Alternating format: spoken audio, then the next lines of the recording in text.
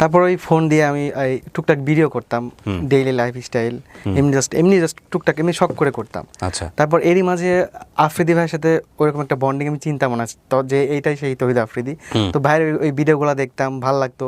উনি যখন মানুষকে হেল্প করতো, ওই যে মানুষটা একটা হাসি দিচ্ছে, ওই জিনিসটা আমার কাছে খুব ভালো লাগতো, যে ইস আমি যদি মানুষকে হেল্প করতে পারতাম আমার অনেক ভালো লাগতো, আমার থেকে মানুষ একটু শিখতে পারতো, আমাকে আমি কিভাবে কাজ করি আমারটা যদি আমি মানুষের সামনে প্রেজেন্ট করতে পারতাম, যে আমি পা দিয়ে কিভাবে নিজের কাজ করি।